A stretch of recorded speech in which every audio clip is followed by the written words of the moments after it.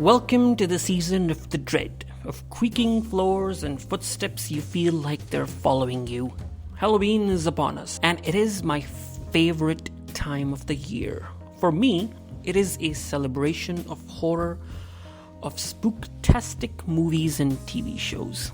Now, obviously, there are many movies and shows I'm looking forward to in this month, and I had been watching and then writing reviews for many movies I was planning to make videos on, but I had to put all of that on hold just so I can focus on the season of the pumpkins. As you may know, at the time of this writing, I'm fairly new on YouTube, so there are many things in the pipeline, but I'm glad I'm able to kick things off with Halloween. So what entails this spooky season? I'll mostly be focusing on horror movies and occasional thrillers, and would avoid reviewing TV shows as that's a bigger time investment for me.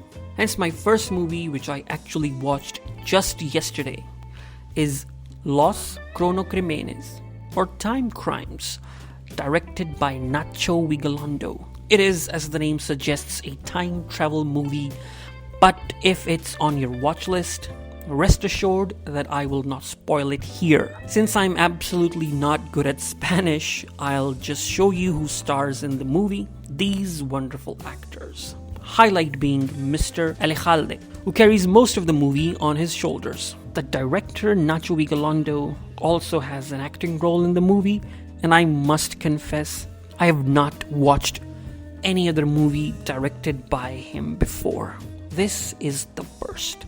The story follows a man who accidentally gets into a time machine and travels back in time an hour. Finding himself will be the first of a series of disasters of unforeseeable consequences. The first thing that came to my mind while watching the movie was, this isn't something new. I have, in fact, in this day and age, watched all sorts of mind-bending time travel movies. Heck, if you have watched 12 Monkeys or Predestination, you watched the cream of the crop, although I'm particularly not a fan of Predestination. Anyway, Timecrime is instead not a big movie at all. It actually is a great case study of doing more with very less. I was surprised to see it had a budget of $2.6 million, which seems more for what this movie accomplishes in. This is a very tense thriller, which plays on the usual time travel trope of, if you could, would you? And of course, this movie exists because you shouldn't and you still did.